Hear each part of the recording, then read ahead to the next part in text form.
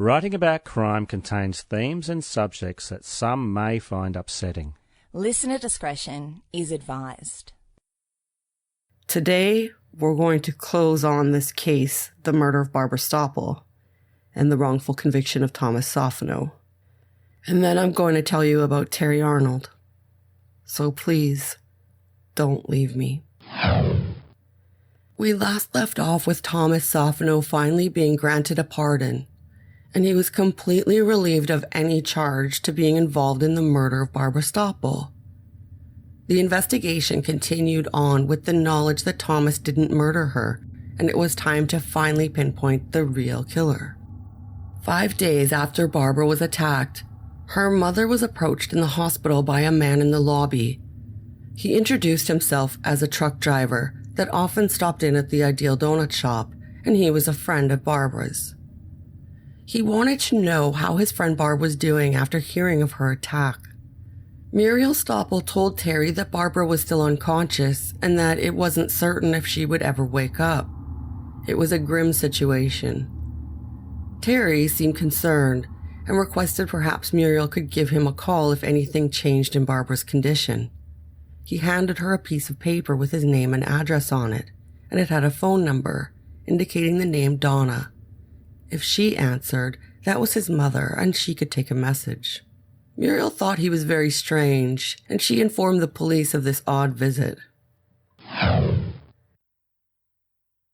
Well, but it's smart because he's going to find out somehow or other that she's still alive. You know, he hasn't seen the obituary. He's probably called around to find out where she is. Whatever the case may be, he realizes this girl is still alive.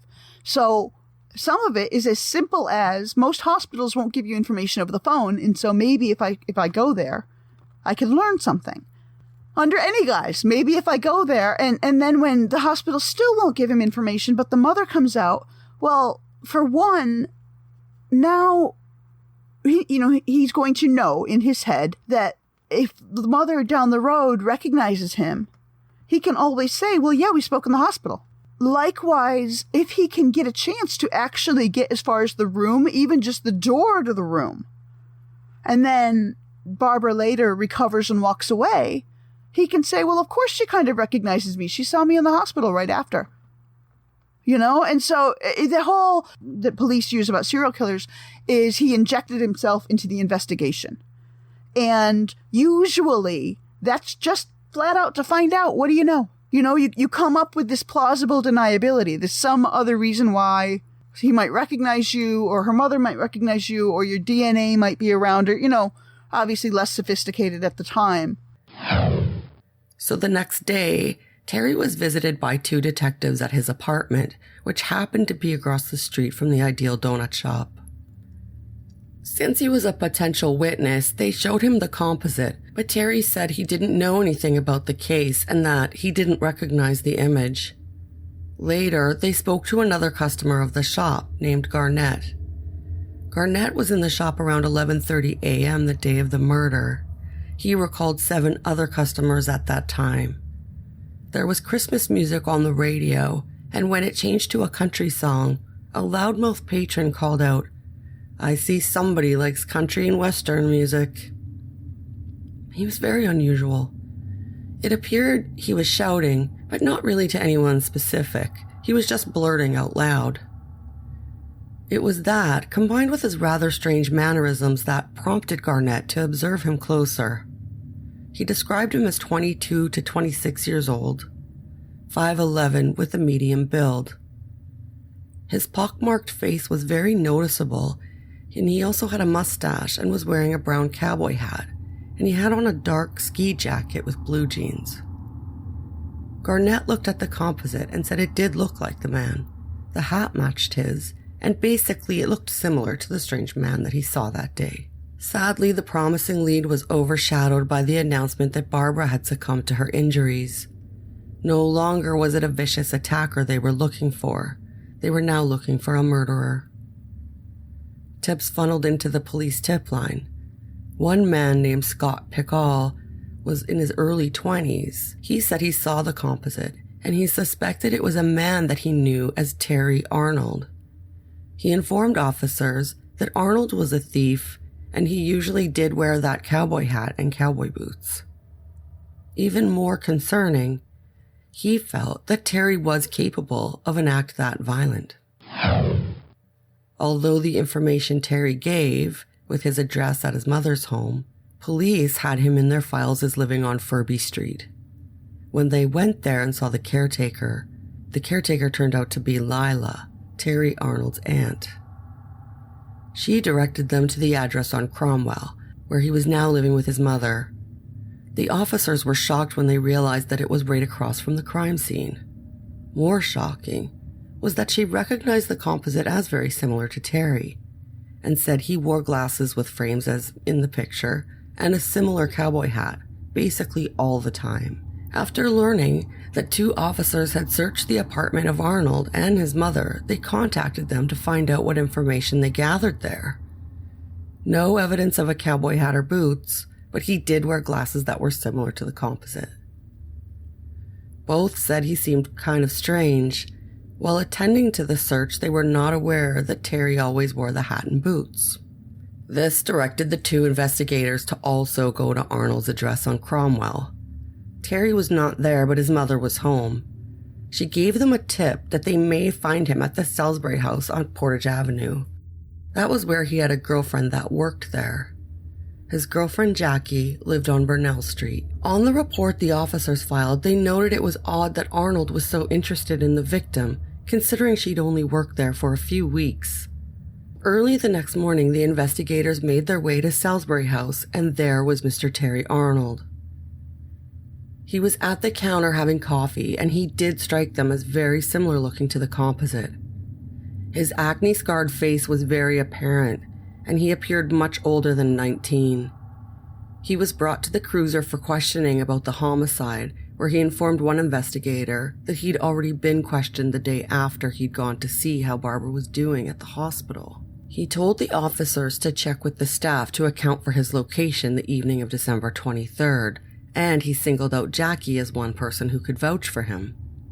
Terry was held in the cruiser while one officer went back into the restaurant to interview Jackie.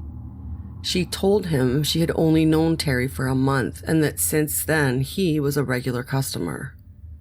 He would come in before her shift at 11 every night, and he would stay for the entire evening. It is of note that Terry rarely worked at any one job for more than 3 weeks to a month. He was usually on some form of social assistance, like unemployment benefits or disability for being hurt at work. He had the time to stay up all night drinking coffee and talking to the staff. And she was able to recall him being there on December 23rd when she arrived, which was typical. Arnold was brought in for questioning. He had a diary with him, and that diary noted that officers came to his home to see him about Stoppel. He'd been in custody until December 15th in 1981, and that since then, he'd not replaced a cowboy hat that he used to own. His alibi was that he was at the Dominion Center getting milk and bread. He went home and fell asleep. He'd asked his mother to wake him up at 8 o'clock at night, where he got up and went downstairs to catch a ride with his mom's friend, a cab driver named Reggie. Terry told him that Reggie dropped him off at the North Star downtown instead of at the Salisbury house, because he had received a call for a taxi pickup. So Terry went on to take the bus the rest of the way. His statement was that he arrived at the Salisbury house at 8:40 or 8:45. That's the same time that the 911 call was made for police to get to the Ideal Doughnut shop. Detectives called his mother to see if his information could be corroborated. Her claim was that she'd been ill and wasn't really sure, but suspiciously, she worked into the conversation that her son hadn't worn a cowboy hat since he had been released from prison on the 15th of December. When approached, the cab driver said he didn't see Terry in a cowboy hat since his release from prison either. Dropping off Terry at the North Star seemed fairly familiar to him, but he wasn't able to say for certain what date that was. As well, other members of the Salisbury house staff were approached about the time they saw Terry and when he arrived on the 23rd, but they all said they didn't really know him. Now, Terry was considered a suspect with no alibi. In the meanwhile, another tip led two detectives back to the Salisbury house where they met with the manager named Betty Ann. She said she had seen a man very similar to the composite with Jackie, one of her waitresses. She added that he usually wore a cowboy hat, but in the past several nights, he was showing up in a black toque. So, off to Jackie's place. She states that the police had previously interviewed Terry the day after the Stoppel murder. Terrible policing meant that these two investigators were not aware that Terry was currently in custody being questioned.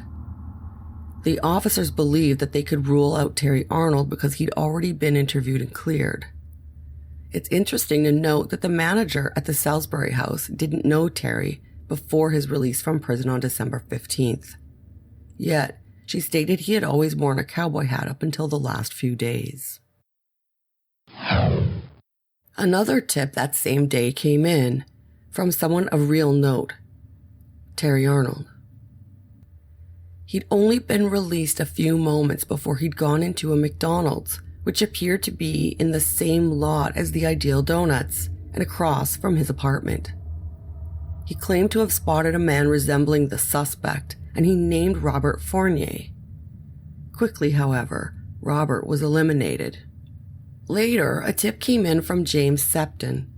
He lived close to the Dominion Center. He reported that he had overheard at a New Year's party that the killer lived on Cromwell. The next day, he saw a man that looked similar to the composite entering the Cromwell apartments and up to suite number 9. A new set of detectives went to 925 Cromwell and felt the man they met there did match the description. Upon talking to him, they found from Terry that he had been questioned several times. They phoned it into Sergeant Ken Biner, who told them it was fine to leave and not make a report. On January 17th, 2 sergeants gathered up Terry to come into the police service building to be questioned.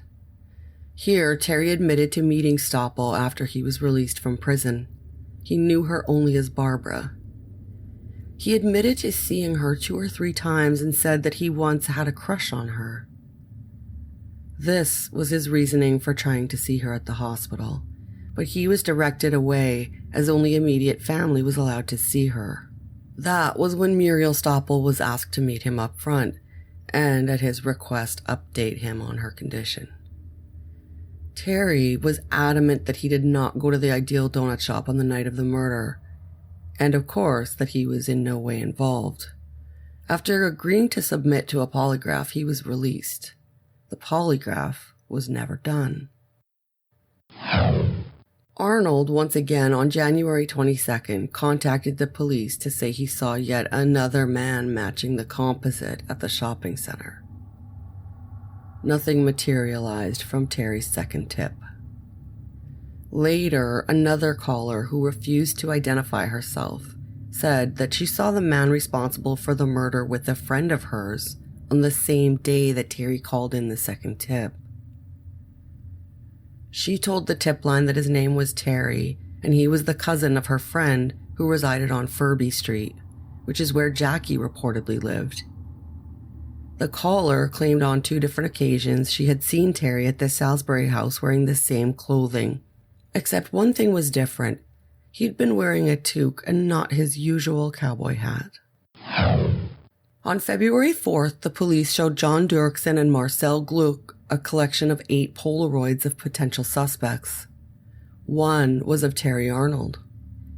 Each claimed their guy was not in the collection of photos. This isn't very suspect to me, considering the photo was of Terry without his cowboy hat.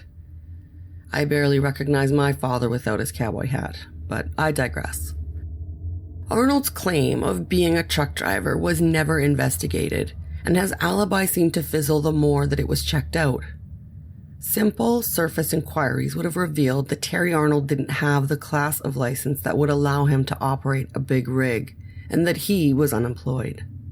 Background records at the time would have clearly shown that records kept at the youth center in Winnipeg and the Seven Oaks Hospital had identified him as a classic psychopath, including countless stories of his manipulative stories and sexual deviances.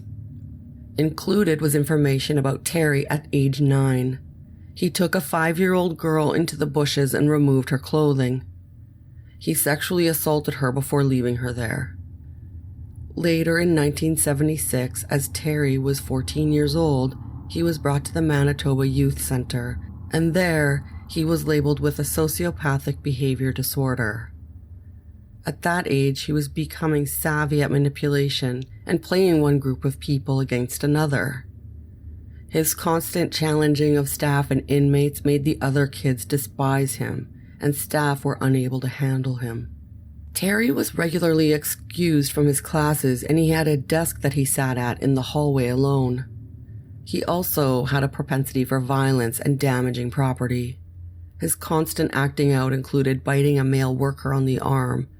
He bit him so hard that he had to be hit many times before releasing his grip. Terry had developed a penchant for biting. Several accounts of Terry were similar, according to Andrew Michalajewski's book, Stoppel. He was unkempt, he was dirty and reluctant to wash, so he had terrible acne and smelled ripe. His low self-esteem made him unlikely to bother to do any self-care. He was unable to internalize anything and was always searching for instant gratification. He was nicknamed Pigpen. As he aged, signs of sexual deviance began to show. He was stealing girls' underwear and hiding it.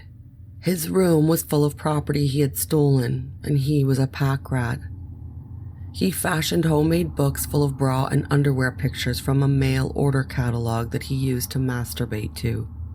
He saved his semen in an empty yogurt container, and he was totally preoccupied, even obsessed with sex. Terry was also a bully.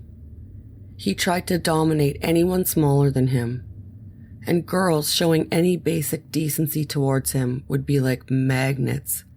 He would zero in on them and focus on them. Also noted, however, was that he had an above-average intelligence. He was known to observe and study people, but he was an outcast that never fit in. The Hare psychopathy scale and everything, I think a lot of people use that to imply the higher your number is, the worse a person you are. And I don't think that at all. I think all that means is how good of a profile are you?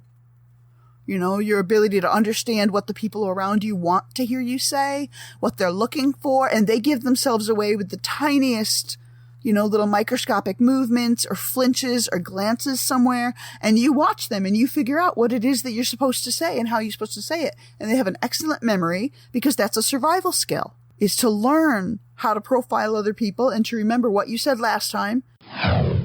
Early in his life, officials felt that there really wasn't an appropriate facility for him, and it was likely he would spend the rest of his life in prison. After leaving Seven Oaks, Terry reportedly brought home a mentally handicapped boy from a carnival in Winnipeg. They had a sleepover in a backyard tent. The boy was screaming through the night, but was unable to leave because Terry had chained a dog in front of the tent, and that dog would growl every single time the boy tried to leave.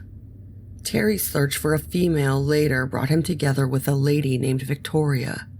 They lived together in an apartment, and it's reported that one evening, Arnold and his friend were drinking, and later, they bashed into the bedroom where Victoria was sleeping and handcuffed her to the bed.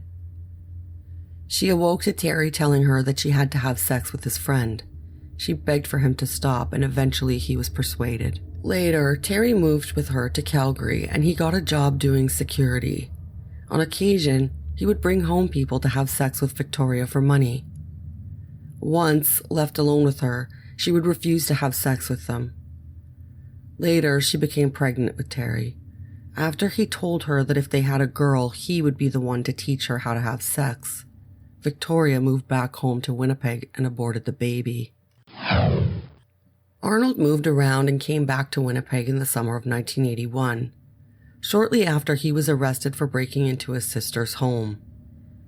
He was released, but later broke into another apartment, and then again was released. In the fall of that year, he broke into a coin vending machine and was arrested again, and released again.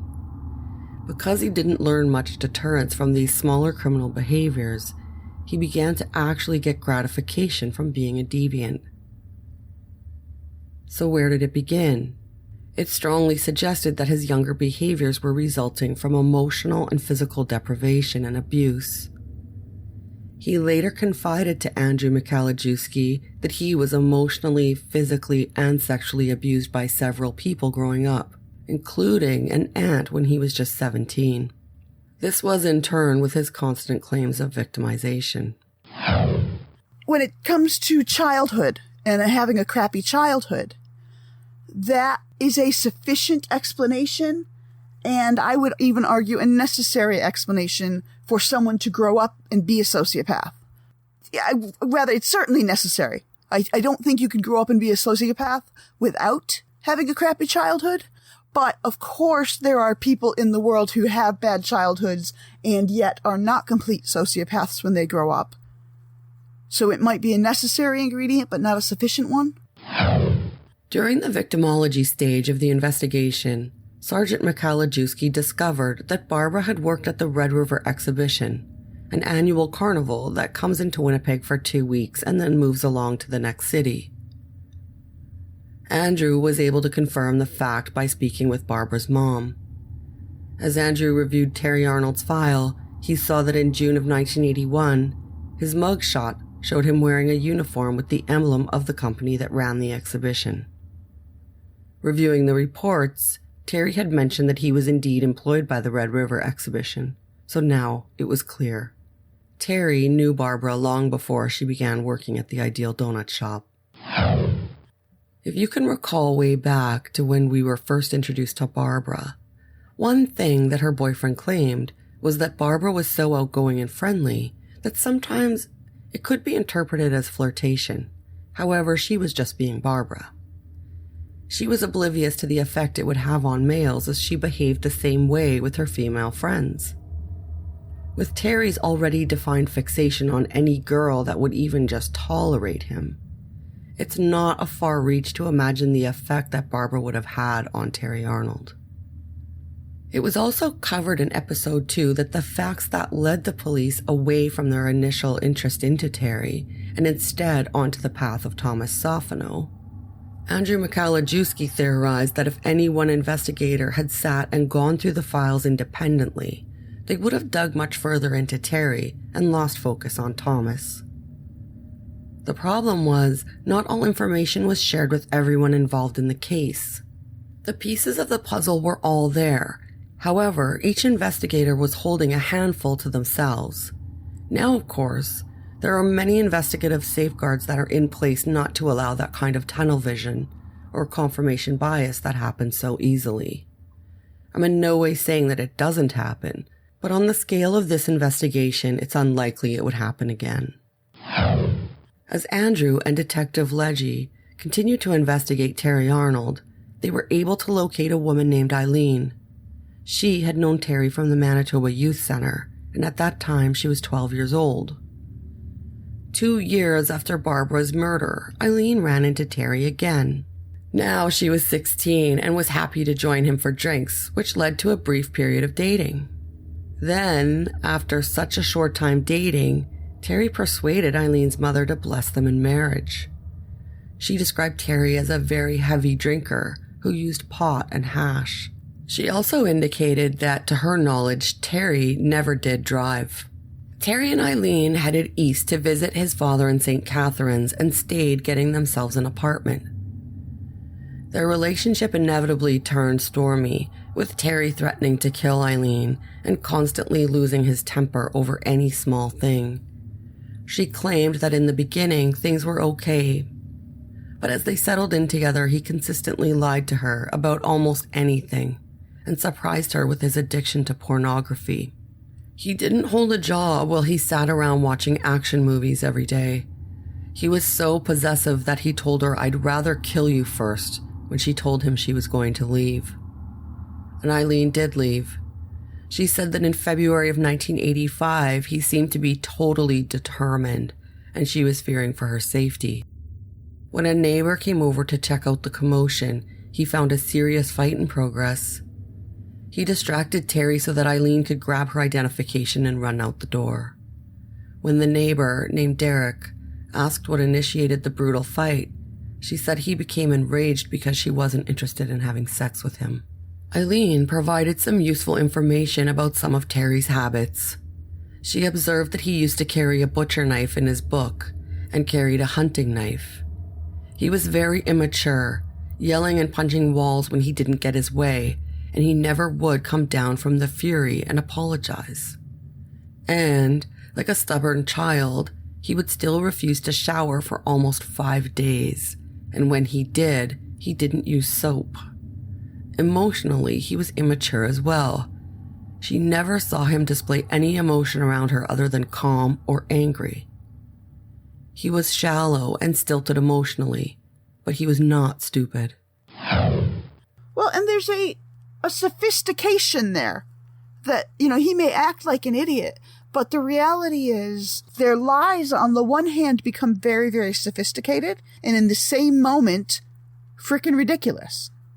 You have a thin slice of time to learn this stuff, and if instead what you learn is, no, I just need to say whatever it is in the moment that I need to say to get out of this situation or to get what I want. As Sergeant Michalajewski and his co-investigators later met with Calgary cold case officers, they learned of a 16-year-old girl named Christine Brown.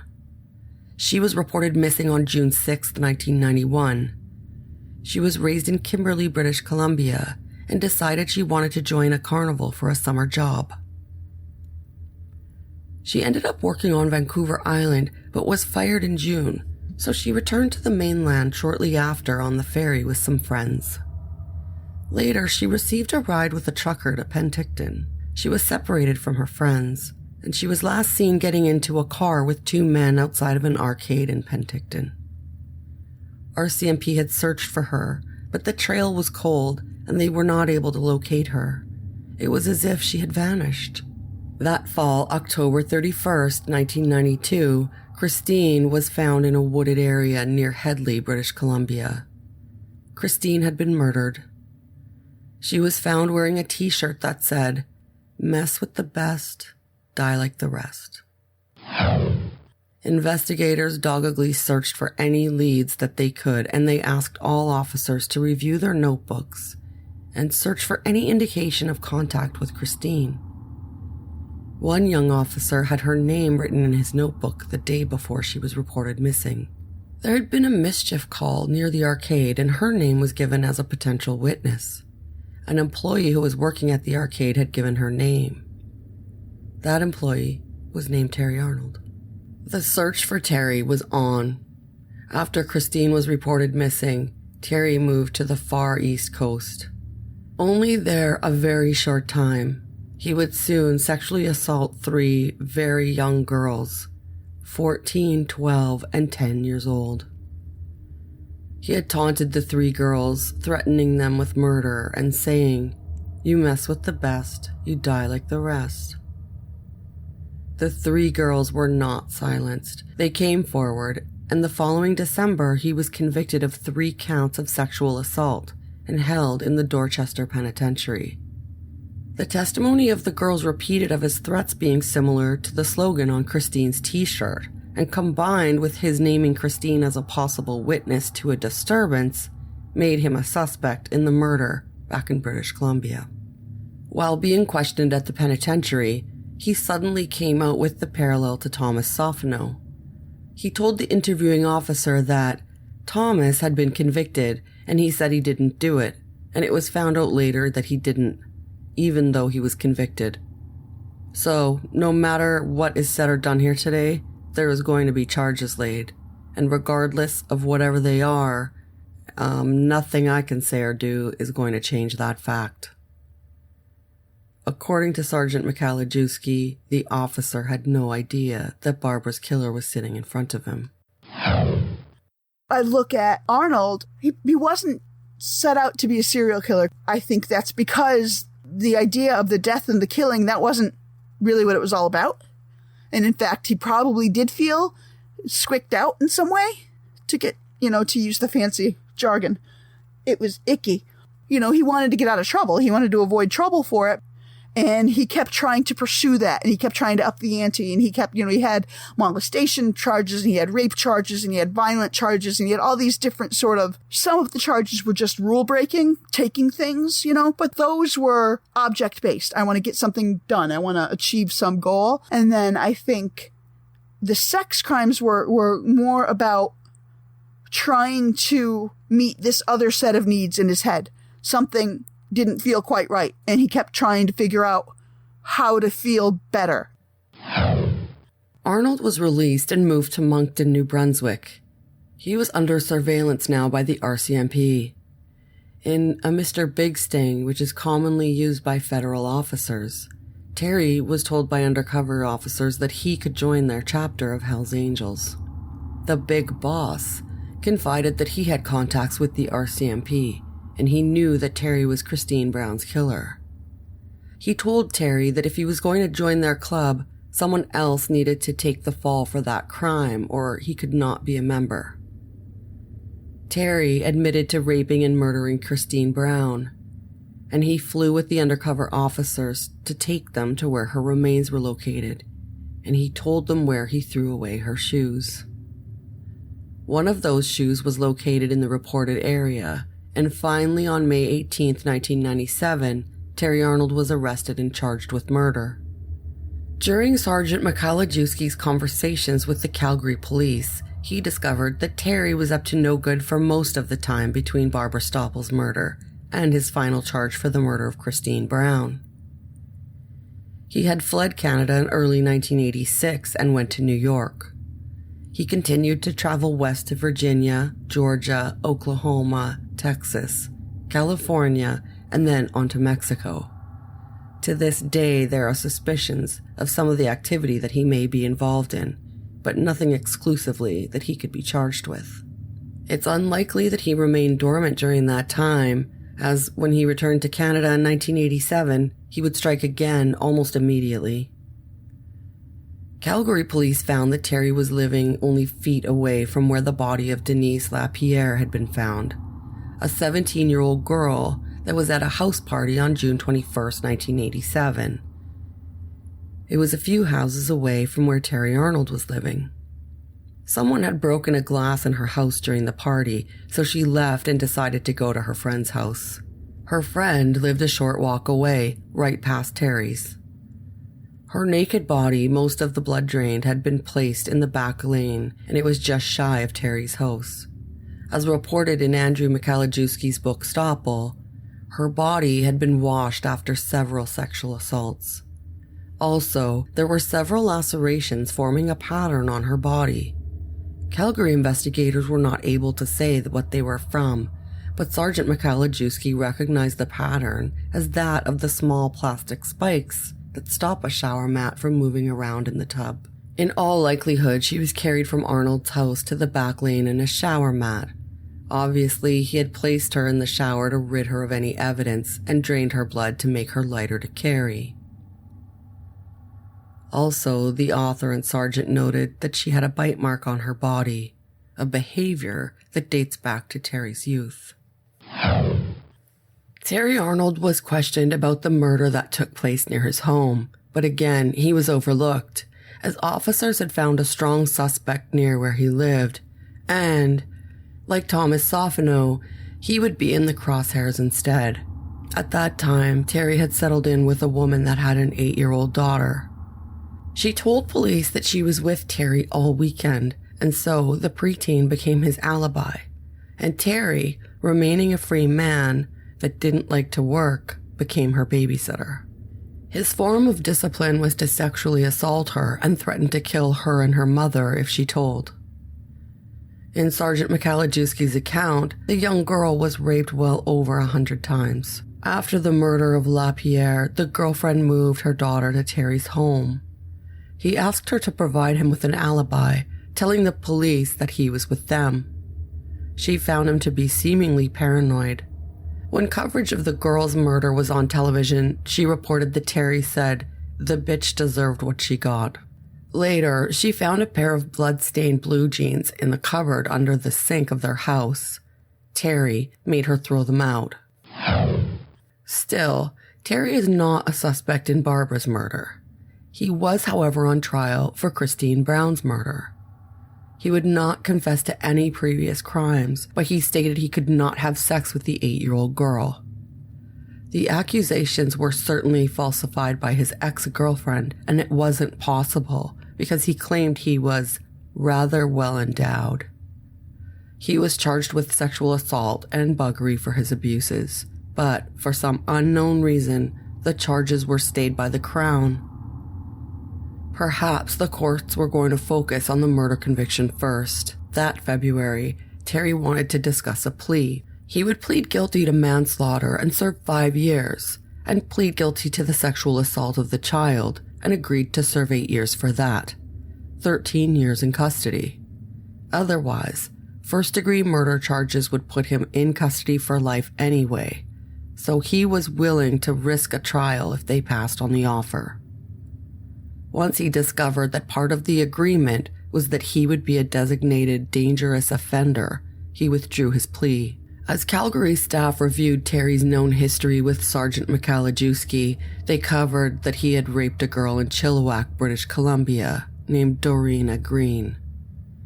He threatened her, telling her, "You're not coming down from this hill." She begged him for her life, and he decided to spare her if she would have sex with him again. After raping her the last time, he offered her $50, and he gave her his knife, telling her, "This will protect you from assholes like me." Next, he instructed her to tell him first if she was going to the police so that he could run away. Before he headed to his vehicle, he ran into a male witness nearby.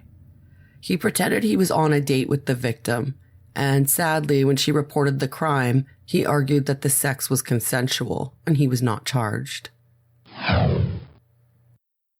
So it's all power and control. And, all crime is. And so it bothers me, frankly, that sex crimes are set aside as different, as special, as worse. Because when you do that, that adds a layer of embarrassment and shame and blame and finger pointing that other crimes don't necessarily have. Well, it becomes trickier just because there is such a thing as consensual sex. And if your penis is the only weapon, then it can be harder to prove consent versus not consent. Whereas if someone is stabbed or shot, for the most part, we're going to assume that was not a consensual experience because they were stabbed or shot. Again, in the book Stoppel by Sergeant Michalajewski, he reports that there were several other rapes and dozens of other criminal offenses since 1981.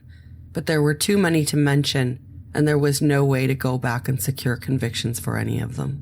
By this point, you're certainly baffled by how this man had not been in prison and off the streets long before he had done so much damage. However, the hits keep coming. This is probably one of the sickest people I've ever researched. It's fair to say Andrew would agree with me, as he describes a few other shocking truths about this demented person's history. Terry was living in a campground in Cultus Lake, British Columbia. A 19-year-old Roberta Ferguson was hitchhiking near there on August 24th, 1988. Witnesses described her as getting into a vehicle that matched one that Terry had access to. The composite drawing of the driver looked a lot like Terry Arnold. Her body was never found, but when Terry was questioned about her murder, his glib response was, "How can they charge me with murder? She's missing." Later, Terry moved in with a family in the Maritimes. He was arrested by the RCMP for the Mr. Big Sting operation, and they found a videotape in a VHS recorder that Terry owned. While in a conference room, the video was played for Andrew and the other detectives investigating Terry by the Calgary police. The video starts with family members getting ready to go out to a party. It's overheard, "We're going out, Terry is babysitting, so you better watch out."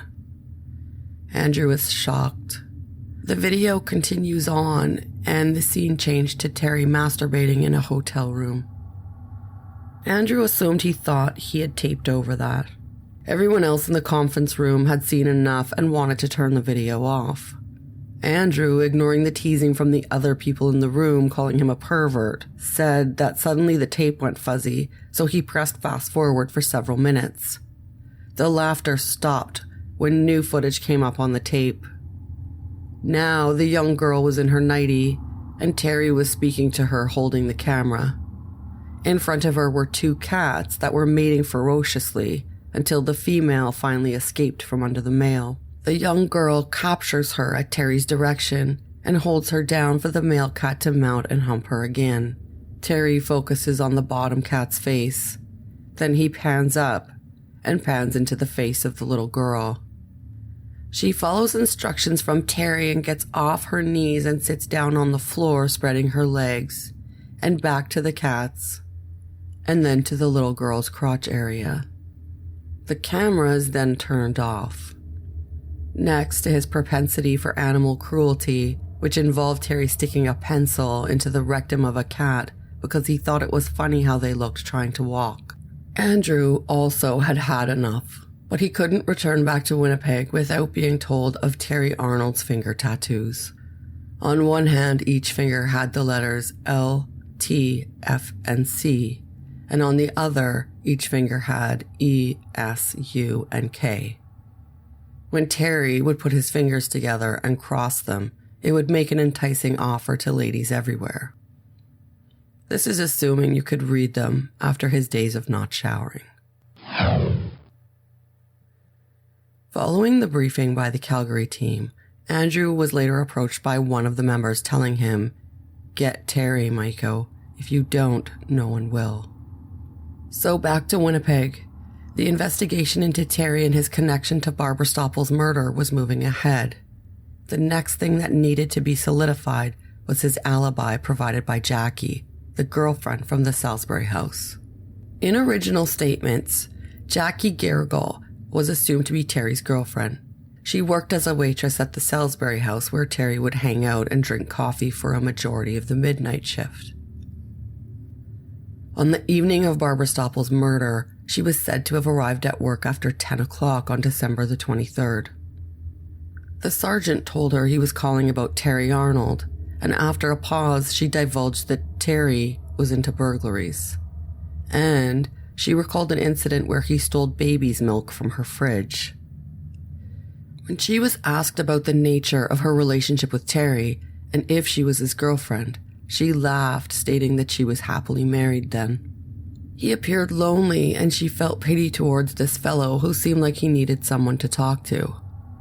And in regards to the cowboy hat, she claimed she had only seen him wear it once, and she recalled that specifically because it was then that he asked a suspicious favor. That day, he came in around 2 or 3 a.m., and she described him as nervous and twitchy. He suggested that if anyone asked about his timeline that evening, to please say he was at the Salisbury house. Jackie did ask him why he wanted her to lie for him, and he expressed that he had a female that got him into trouble. This memory was anchored to the fact that he was not wearing what he normally wore. She had the feeling he was almost disguised. He didn't want to return to his apartment, and he was pleading with Jackie to go with her, and he requested to use her apartment to store a few items. Jackie had a bad feeling about this, and she declined. But his persistence wore at her, and days later she agreed that he could store one bag at her place. She gave this itemization to the sergeant. The bag had a dark tracksuit with a woolen hood. There was something square at either end of the bag, and the bag contained something very heavy at the bottom. And finally she noted there was something twisted, like a cord, at the bottom of the bag. A few days after the murder, Jackie reported that 3 customers were in the restaurant discussing the murder, and Terry was seated near them. He had abruptly risen and moved to another area. Jackie inquired why he had moved, and he again appeared nervous and twitchy, saying he didn't want to talk about their conversation and it was bothering him. Jackie supposed that Terry may have known the victim somehow, and that was why he didn't like the conversation. Later, they touched on the subject of the murder, and he commented, "She was a tease and deserved what she got." and the police were trying to frame him for the murder, and that was why he asked her to lie for him. Jackie, now becoming a key witness for her testimony, was flown to Winnipeg for further questioning. Her recall was solid and never changing from their previous discussions. One surprising memory, however, was her observation that Terry had a bunch of rubber bands that he played with in his pockets. And on one occasion, it was twine. It was something to note. Jackie was also shown the composite of the suspect again, and for what it's worth, she felt it looked like Terry Arnold. Terry's lies are now becoming more and more compounded. He did not have a girlfriend. He was not a truck driver. In fact, he was unemployed. He was not at the Salisbury house, and he had encouraged a witness to lie for him. The investigation continued on to who else was a witness that the sergeant had not heard from. 2 witnesses, Hazel Barton and her friend Claudette Fontaine, said they saw Terry in the Ideal Donut shop the day of the murder, bothering a waitress. They were able to identify Terry because he lived in the same apartment across the street as Hazel did. They were there between 3 and 3:30 p.m., and they both stated that Terry was wearing a cowboy hat, glasses, and cowboy boots. Their statement was taken on February 12, 1985, after Thomas Sophonow had been charged. His lawyer, Greg Brodsky, interviewed Mrs. Barton again, but her memory had faded some, and Brodsky didn't know that Terry's name was peppered all over the investigation because he was not provided all the notes. He did inform police of his information, but it wasn't acted upon. Hazel Barton was subpoenaed to testify for the defense, but after she arrived, she waited and was never called to the stand. As Sergeant Michalajewski continued on sifting through the files and comparing his facts with the notes, he discovered another painful tidbit.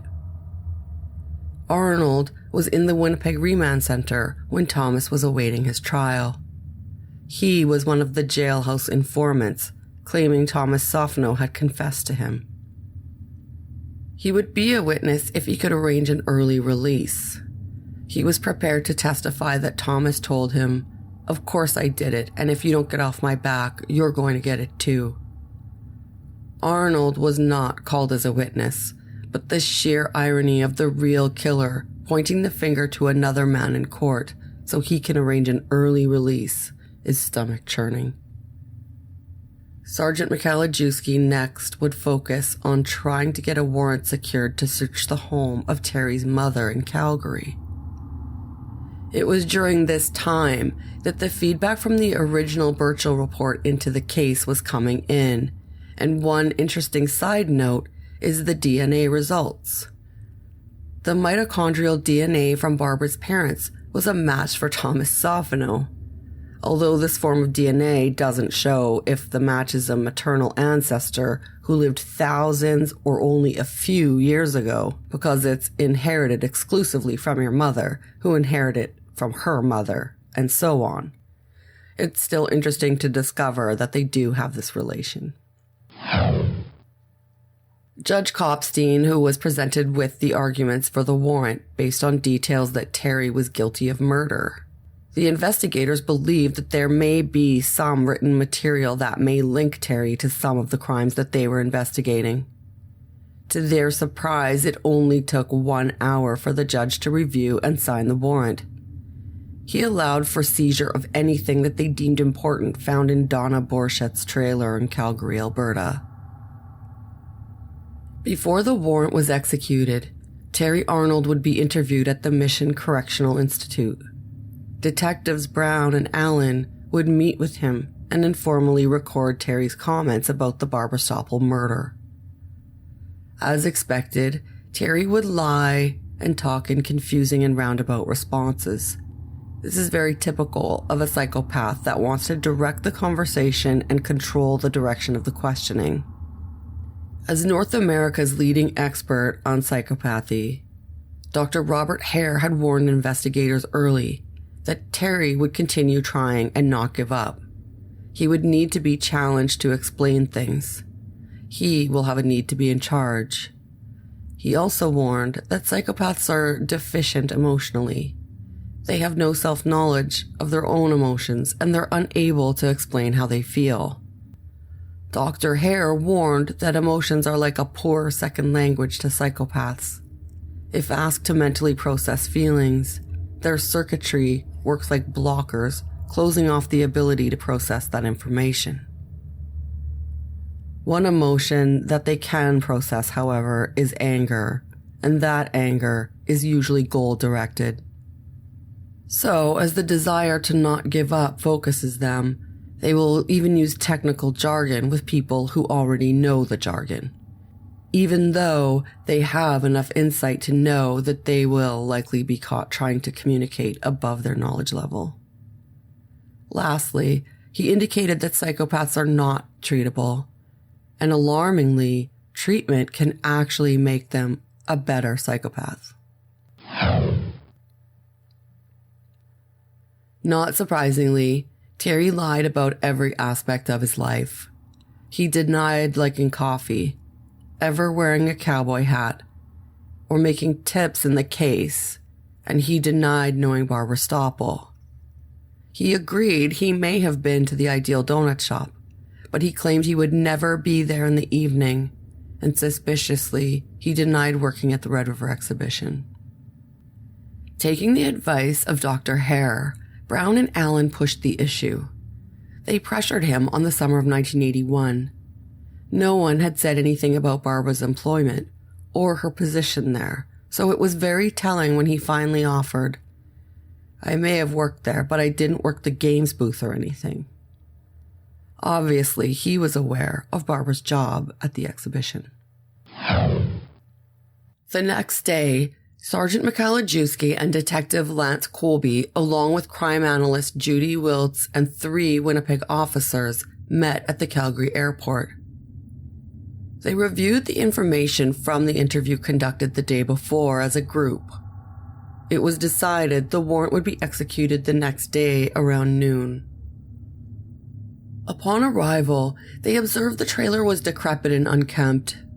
They approached the trailer that looked like a horror movie set, and there was the monster's birth mother answering the door, Donna Borchert. Sergeant Michalajewski described her as a frail elderly woman with gray matted hair. Her voice was coarse, raspy, and void of emotion. He was struck by her eyes. They appeared to constantly dilate and constrict. She asked what they wanted and was informed about their investigation into the murder of Barbara Stoppel. And once they indicated they would be searching through for Terry's belongings, she claimed nothing was stored there. His property had all been stolen when he lived in the Maritimes. The sergeant was looking at dozens of boxes stored on the porch, boldly labeled as Terry Arnold's property. When caught in the lie, she responded with ambivalence.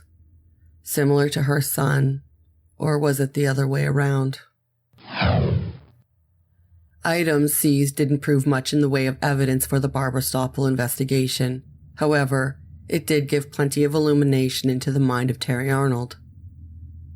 Known for enjoying writing short stories and articles, they discovered an interesting piece that included the motto, "If you can't fuck it, then kill it." I suppose he felt he was clever, but this is just another indication of his social and his mental stunted growth. Also, his goal-directed anger that fit the description of Dr. Hare's insight into a psychopath. Also stunted was his penis size. After his claim he could not have assaulted a young girl earlier because he is well endowed, he would be outed as a liar again. Twice, in fact. His father claimed if he didn't have a string tied to it, you would never find it. While investigators spoke with former girlfriend Victoria, she was asked about Terry's claims of being well endowed. She laughed, and she said he had a peanut dick. Perhaps the insecurity about endowment is an irritant for psychopaths' healthy sexual identity, and when combined with that goal-directed anger, that self-hatred could be projected onto their victims, making them particularly dangerous. Obviously, to any well-adjusted person, the size of one's penis is inconsequential. You don't need the popular vote to have sexual wellness. And any major dude will tell you it's actually quite the opposite. Not to mention the serious problems for our evolution if we let every perceived imperfection about our sexual, physical identity define us entirely.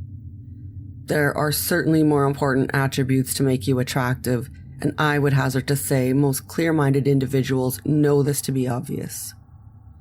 However, to a narcissistic psychopath, I can see this being another spoke in the wheel for serious sexual issues, tying together with violence.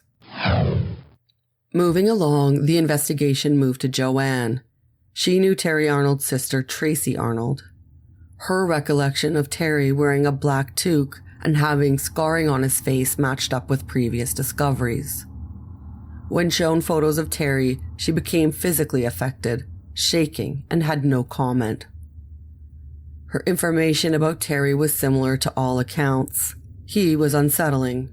She called him evil creepy and claimed he threatened her when she once declined to have sex with him.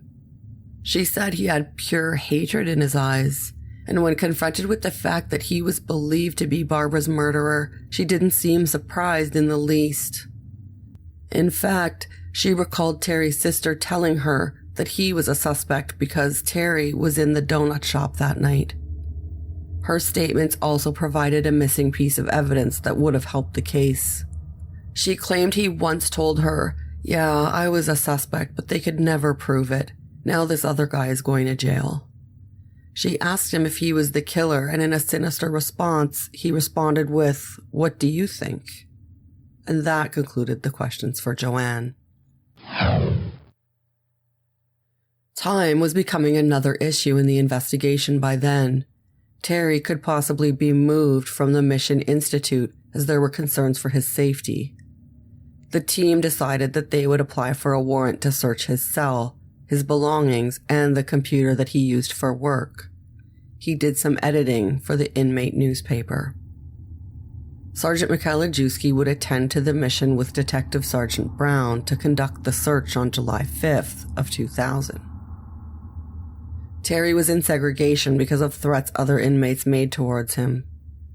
Ironically, it was not because he had been exposed as a potential serial killer and a suspect in the Barbara Stoppel murder. Not even the exposure of him as a rapist and child sex offender.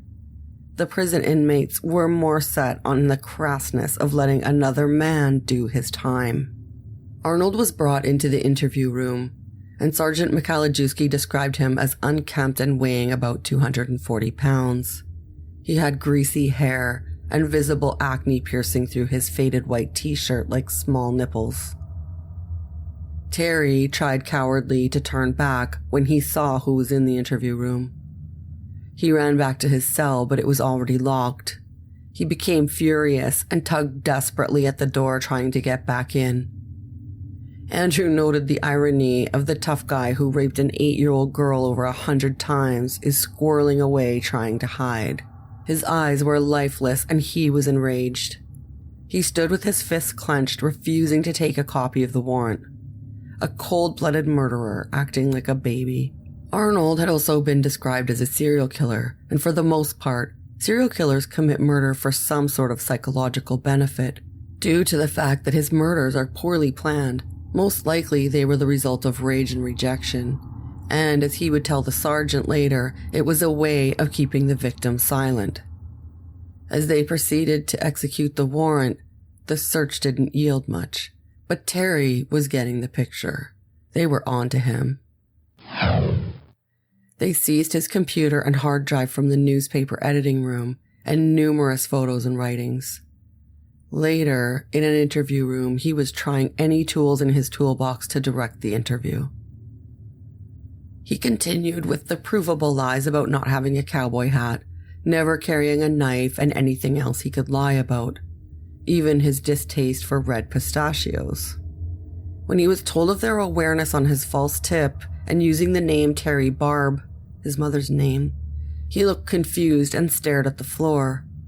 They filled him in on their knowledge of his attempts to create an alibi by having the waitress Jackie from Salisbury House lie for him. Now he was really appearing confused and wanting to hear the rest of what they knew. The sergeant continued to taunt him and he volleyed back lies after lies. He was particularly concerned at the mention of the FBI possibly wanting DNA samples. They were investigating some murders that occurred in the United States. Many more months would go by without an interview, and slowly investigators were moving from a position of strength to one of weakness. To make matters worse, the bite analysis was still far from being completed in the Calgary case for the Lapierre murder. A case similar to the Stoppel case. A critical exhibit was missing, and the Crown was wavering on not charging Terry Arnold without a confession. Sergeant Michalajewski would later get Arnold to admit that not only did he know Denise Lapierre, but she in fact was in his house on the day of her murder. He would also confide that when she was in his house, she was bleeding from a small cut on her hand, and he got her a Band-Aid. This was simply a way of explaining her blood being present in his home if police located any. Even this information would not be enough to lay a charge. They needed a confession. On November 28th, Sergeant Michalajewski received a phone call from the BC Crown Richard Peck. Arnold's appeal hearing was now set for May 8, 2001 in Vancouver. 2 applications had been brought up for a mistrial, and there was a possibility that the judge may concede the appeal and order a new trial in January 2001. The pressure was on to act. If Arnold got his appeal, perhaps he would be released. On February 26, 2001, police finally received a break. Burchell had received information that a friend of Terry Arnold's Aunt Lila named Charlene may have been told that Terry Arnold had killed Barb. At 4:15, Paul Brown and Sergeant Michalajewski interviewed Charlene at the Public Safety Building. She recollected what Lila had told her. Thomas Sophonow didn't do it. The person who did it, my nephew, came over and told me the day of the murder. When he confessed to Lila, he said he had really screwed up and thought he had killed a girl in a donut shop. He'd come over late at night before any news was in the paper, and the nephew's name was Terry. They asked why Lila didn't come forward years ago. Lila replied that he's crazy and I'm afraid. I thought he would kill me. Detectives Brown and Allen later interviewed Lila, but she had no recollection of the event. Sergeant Andrew Michalajewski reported that a few days later, the Calgary Herald and Vancouver Sun published the first in a series of articles titled In a Predator's Wake. The 3-part investigative series exposed Arnold publicly for the first time. Crime reporters were freely interviewing and exposing him. Early in March 2001, Sergeant Andrew Michalajewski was notified that they would finally be allowed to interview Terry Arnold. It was recommended that the interview be done in conjunction with a warrant to obtain a palm print from him for comparison with the unidentified print that was located inside the Ideal Donut shop. He knew Terry was wearing gloves at the time, but he felt that the warrant would get their foot in the door for an interview. On March 13, 2001, the entourage arrived at the gates of the William Head Institution in the early morning. After clearing the security checkpoint, they walked inside the compound, and later they were advised that Terry refused to be videotaped and was awaiting a call from his lawyer. He also refused to leave the prison on the spring order. After speaking with his lawyer, Brown and Allen escorted him out of the interview room to obtain his palm prints. Sergeant Michalajewski noted that just before noon, Terry Arnold was brought back to the segregation interview room and was questioned by Brown and Allen briefly. He appeared upset at something that was said to him, and he stood up from his chair and lay on the floor on his stomach, much like he would have done at the youth center. He was having a timeout. And their interview was over. Later that afternoon, Leger and Michalajewski got their chance at interviewing Terry. Immediately, Terry would attempt to control the interview by demanding it not be recorded. This leaves investigators in a precarious position, because later, they're up for criticism as not recording the notes verbatim. Also, The wording and inflection is an important part of the person's response to questioning. Andrew informed Terry that he was being investigated in the murder of Barbara Stoppel. It was satisfying for him to finally be able to deliver that message. Terry acknowledged that he understood, and under the advisement of his lawyer, he was not to say anything. The sergeant informed Terry that a search warrant had been executed at his sister's residence in Edmonton, Alberta, and that the main purpose that day was to collect Terry's palm print. Terry, however, seemed unaffected by this information, but preoccupied with an article being written by a journalist named Suzanne Wilton for a newspaper in Alberta. He complained that after he spoke to her, she had put words in his mouth.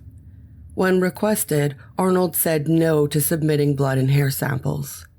This came as no surprise to the detectives, and if they really did need the samples, they could have secured a warrant for them. However, it was definitely worth attempting to get any samples possible to have on file for such a dangerous offender. Moving along, the sergeant decided his best play would be to hit Terry with as many factual assertions as possible, while he was trying to use lies and manipulations to direct the conversation. Although his lawyer had told him not to talk, Terry was a full-blown narcissist, and of course he agreed to illuminate the investigating detectives in order to preen from them what information they were possibly holding. Because Andrew was forced to work within Terry's direction to not record the interview, he used his warrant as a guide. He made notes next to each point. Terry, of course, lied on every point that he could, with silly counterpoints to each suggestion. He would claim he was never at the hospital, attempting to find out Barbara's condition, even though he had left his contact information with Barbara's mother. He was told of the fact that Jackie was brought in from England. They knew she was never his girlfriend, and that she was in fact married at the time of the murder. They also knew that he did not arrive at the Salisbury house until after 2 a.m. the day after Barbara's murder, and he was wearing a cowboy hat. Terry denied calling in any tips on the murder, even though they traced one call made from across his apartment at the McDonald's, moments after he was released from the remand center, or otherwise known as jail in other parts. He was pummeled with the information that he had identified Robert Fournier on July 3rd using the name Terry Barb, and again on January 22nd, he called from the Dominion Shopping Center, saying he had more information. Terry was trapped. Staring at the floor, he resigned, "I don't know why I did." He was pressured on wearing the cowboy hat and boots and carrying the knife. In fact, he was trapped in the corner of the room with the suggestion that the most damning evidence was his own denials. They implied guilt. The sergeant told Terry that if he lost his appeal and went in for Barbara's murder, it was almost a freebie. He could only be sentenced to so much time in Canada, and Terry seemed to stop and reflect on this information. The sergeant's disclosure was that he was aware of some details of the horrendous family life Terry had been raised in, and that seemed to open some doors. When reminded of the painful memory of his parents leaving a pig's head in his crib, only to watch him through his window and tapping on the glass to wake him up. They did this so they could catch him wake up and panic in fear and covered in blood. Terry corrected Andrew and claimed it was a pig's leg and that they had tied it to him, so he couldn't get away from it. Terry was telling the truth for the first time. After 3 hours of back and forth, the two detectives had worn out, and Terry was losing interest too, and he wasn't offering much in the way of information. It was decided that Detective Sergeant Brown and Michalajewski would talk to him again the next day and end for the time. The next day, the interview commenced with Terry complaining about the way he was being portrayed in the newspaper article again. Showing his inability to see his dire position and focusing on the least important thing going on in his life in general, but only the things that were happening to him right now seemed to concern him. The interview itself was going nowhere, and the sergeants didn't have any real incentive to offer him in order to gain a confession. Terry was exhausting with his circular arguments and generally unpleasant. Faced with the major points that demonstrated Terry was in fact Barbara's murderer, he denied each one, regardless of the fact that each point could be corroborated with witnesses. Things turned intense, telling Andrew that once he had a decision in May of his current case, he claimed he was willing to talk about some of the cases and inferred he was willing to deal, adding, "But the Winnipeg one, I just can't do it." As the reinvestigation continued, the investigators into Barbara's case tried to keep as much information as possible from the public. Things had changed by this point. No longer were requests for sealing orders put in for warrants. In no time, the public was able to learn what they believed Terry Arnold did in the case of Barbara Stoppel. An editorial in the Winnipeg Free Press titled, "Police Suddenly Opened the Book." Nicholas Hurst wrote that he suspected that the police were revealing why they were still pursuing a suspect, and what had gone wrong in the Sophonow investigation was more like a public relations move. It was unusual for the police to allow details of a warrant to be accessible to the press. He was right. It didn't sound like the usual police behavior, and the reason was that the public should rightfully know what happened. And more to that, the families deserved to know. They could not charge Terry Arnold without more evidence, and in a short while, Terry would know that too. Manitoba had made an offer to Terry in exchange for his confession in the Barbara Stoppel case. As well, British Columbia's Crown Office had ordered a deal in the Christine Brown case for manslaughter. He was offered 10 years with no dangerous offender designation. Terry's lawyer indicated he would recommend Terry take the offer. Terry Arnold had rejected the offer from British Columbia, and it appeared that Andrew Mikalajewski would have to testify in the retrial for the Christine Brown case. 1 week later, he learned from Frolik that he would not have to testify if Terry was to go to a retrial. They didn't want an investigator that was so closely associated with the Stoppel case because it may confuse the issue of wrongful convictions. Then, suddenly, on March 29th of 2002, Andrew received a devastating call from Bob Leger. Terry's charges had been dropped, and he was already released. It was later revealed by Jeff Gall of the Penticton Crown's office that once a stay of proceedings was entered, they had no choice but to release Terry. The Crown had completed a file review and had to come to the conclusion that they would likely have no success if they went to trial. Rather than risk acquittal, they decided to stay the charges, and that gave them the open possibility of charging him later if anything more substantial could be confirmed. Terry was thought to have gone directly to Victoria, but it was unsettling to the Stoppel family that he was out and in the public. Just as in the past, once released, Terry focused on finding easy prey. He attempted to have a mentally handicapped female persuaded to open a joint bank account with him, and he was planning on marrying her. The police intervened, and an inquiry into charging him for harassment was initiated. Terry later moved to a seedy apartment, and it was being paid for by an unknown person who was said to be assisting him in the endeavor to write a book on the story of his life. Authorities on Vancouver Island were still keeping tabs on Terry. Once, a female acquaintance claimed that Terry admitted to killing 19 girls in Canada and the US, and he bragged that his first murder was Barbara Stoppel. But anonymity was his strongest protection, so the RCMP, Victoria Police, and the media kept surveillance on him, and it left him a frustrated sex offender surrounded by watching eyes. A task force was created in 2004 by the RCMP. They wanted to get a charge in on Terry for the murder of Christine Brown. Now, Terry was never able to do anything alone without the media or the police reporting on him. He was under a microscope. Early in 2005, he was observed talking with a young girl on a rather secluded road. Central Saanich police crashed his party, and he was unable to move ahead on what could have been his next crime. Now, his lust had nowhere to be directed, and finally he was being investigated for producing child pornography. Then, On March 25th of 2005, he was notified by police that they would be coming to him the next day with a warrant for his DNA. Now, the possibility of being charged again for the murder of Christine Brown was hanging like a dagger over his head. This was the end of the line for the sex deviant and murderer. He could not tolerate the life that he knew in prison, and even his now freedom was wrought with pressures preventing him from seeking new victims. And the looming charges for past ones were not subsiding either. On March 27th, 2005, Terry Arnold committed suicide. According to Andrew Michalajewski, he had taken a large amount of pills and swallowed them down with a 40-ounce bottle of rum.